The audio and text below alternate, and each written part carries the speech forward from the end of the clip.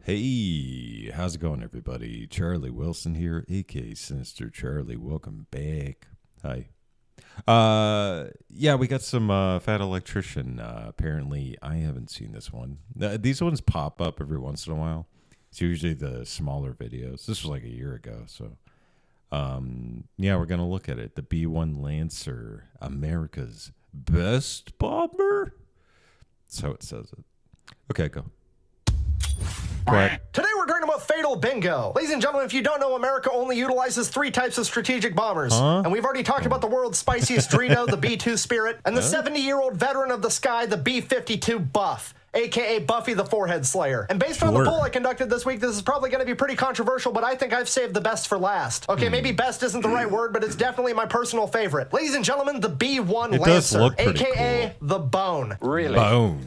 See what they did there? B-1. 102.3 the bone. Get it? Moving on. So why is it my personal favorite? Well, for starters, it was the only one that was nerfed with an international treaty. The B-1 was originally designed and capable of delivering nuclear warheads, but the Strategic Arms Reduction Treaty of 1991 specifically required that the B-1 only be capable of delivering conventional warheads. So why was the enemy so scared of the Bone? Well, because it was the fastest bomber that America had, and the only one capable of achieving supersonic flight, traveling at a max speed of Mach 1.2. It also had the highest payload capacity of any other American bomber. I'm trying to tell you that the Bone can carry more warheads than the B-52, and it can do it while traveling faster than the speed of sound. Believe me, I know that sounds insane, and I had to triple check it myself, but yes, the Bone can carry more bad guy to baloney miss technology than the B-52. 5,000 pounds more, to be exact. This aircraft is literally nothing but horsepower and gunpowder, and if that wasn't enough cool guy points, it's also the only bomber that has a variable swept wing configuration, which is just a bunch of fancy words that means it can extend its wings out to generate more lift when taking off and landing, or it can retract its wings when traveling at a supersonic speed to reduce drag. I'm trying to tell you that the B-1 can put the most warheads on the most foreheads the fastest, and it's basically a fucking transformer. Oh, okay. I suppose. This aircraft is quite literally the polar opposite of Bob Ross, ready to unpaint a happy little mountain at a moment's notice. Believe it or not, the B-1 was actually originally designed to replace the B-52. Essentially, they wanted a plane that could carry just as many bombs as a B-52, but travel much faster and specialize in low-level penetration. Yes, the plane referred to as the Bone has extendable wings and specializes in low-level penetration. Giggity giggity. Giggity goo. Originally, this plane was actually a scrapped project deemed too expensive and a waste of taxpayers' dollars. The only reason When does the government care about wasting tax dollars? How dare you?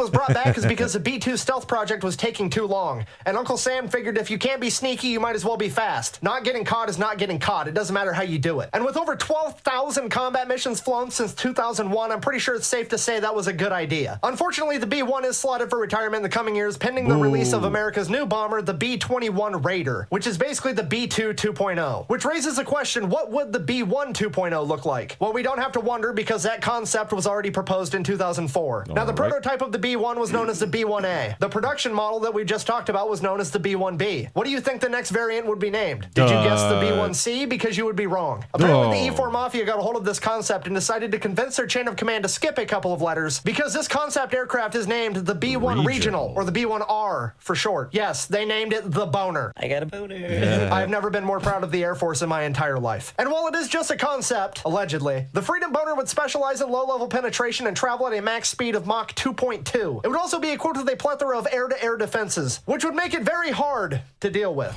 In conclusion, as much as I don't want it to be true, the B-1 is slotted for retirement, and will probably never grow and mature to be the full-blown Freedom Boner that it could be. There's always hope that the B-21 Raider project will take too long and Uncle Sam will get impatient. And then maybe, just maybe, the B-1R will become a reality. Don't act like you're not impressed. To quote Bob Ross, there are no mistakes, just happy accidents. Thanks for watching. Best way to support the channel is go buy some merch at thefatelelectrician.com. Quackbang, out. And we found about the boner. It's kind of big and it's kind of awkward. When you're in class, then you got to stick it in your belt because you don't want everyone to see. Hey, so there you go. All right. There's your boner. There's your bone. The Bone. 102.3 The Bone. Yeah, thank you very much for watching. I really appreciate it. Please like and subscribe down below. Makes me feel real good inside. And yeah, it helps out the channel. I appreciate it. This might come out on Monday. I'm not sure. But if it does, I hope you have a great week. And bye.